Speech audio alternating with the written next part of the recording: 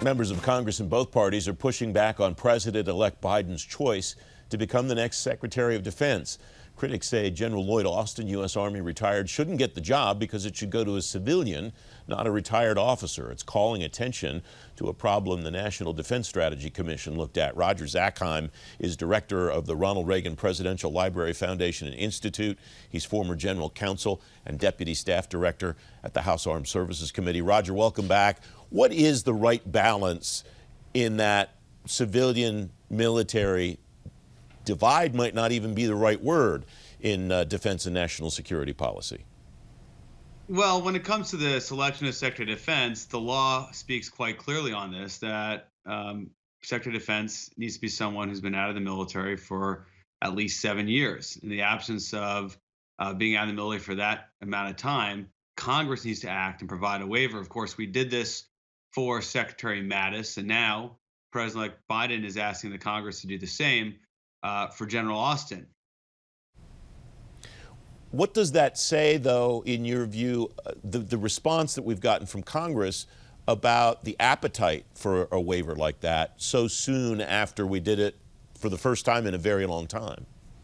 Well, you have a number of concerns. First, I think people were concerned that we did it for Secretary Mattis, and many people who even exercised the waiver through their vote in Congress felt that Secretary Mattis leaned too heavily on the military during his time serving as secretary. In other words, the civilian side of the Pentagon was de-emphasized and the balance was at a tilt.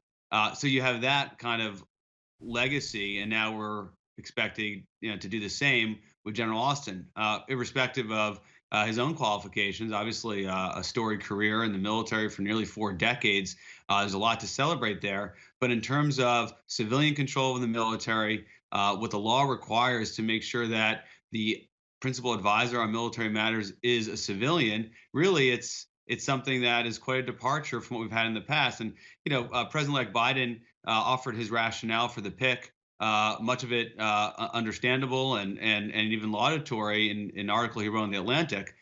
But his rationale was, we're in a crisis moment, and therefore we need to turn to an exceptional military leader. And I think one of the things that make this republic great is that we haven't had to turn to military leaders when we were in a crisis. And so for me, that particular argument is not compelling.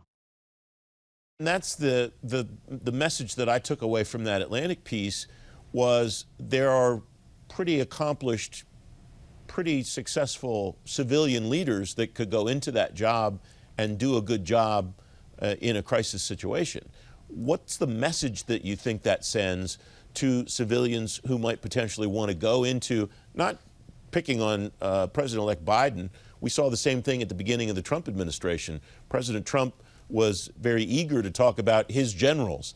And it seems that we're headed down a path more broadly that potentially will send a message to civilians who want to lead at the highest levels of the department. Is that a fair read on my part? Well, I mean, there is the impact on the bureaucracy, on the civilian leadership that will support the secretary, in this case, Secretary Austin, if he's indeed confirmed. But I think that the broader issue is about what our Constitution says on the matter, what the defining characteristic of the republic is. It's really exceptional where we've gone to someone who's a military person to lead the Department of Defense. As mentioned before, it's only happened twice. And I think the notion somehow that there isn't a civilian who could step up to this particular crisis, this particular moment, really doesn't play out in terms of what's happened in the past. Think about the wars that this country has faced and had great civilian leadership lead the Department of Defense. Listen, President-elect Biden deserves to have the person he wants as Secretary of Defense.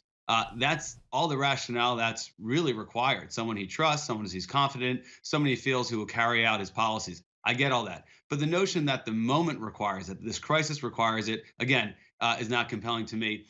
The National Defense Strategy Commission, which you mentioned earlier, really addressed the broader issue of what the implications are for the Department of Defense. And, the reality is people are a product of their experience. And that's why I think there are people who are concerned that if General Austin is confirmed, he will look to the military to support him, and the civilian side, that expertise will not be emphasized. That's a legitimate concern. It's a concern of the commission, and I think it's a concern of members of Congress who have expressed some doubt right now. We just have a minute or so left, Roger. A veto threat from the president today for the National Defense Authorization Act. What do you make of that? Well, the president has consistently threatened to veto this bill. What's new is that now he's saying the rationale for the veto is the bill was not adequately kind of addressing the threat posed by China. It was soft on China. That really defies what's inside the bill. There's a specific deterrence initiative, over $2 billion dedicated to addressing China through enhancing deterrence in that theater. So I think the president wants to veto the bill. He told us he's going to do so. We can expect it. We'll see how the Congress responds. There aren't many legislative days left for them to exercise a veto override should the president make good on his threat. Roger Zakheim, thanks very much as always. Welcome back. Great to have you back. Thank you so much.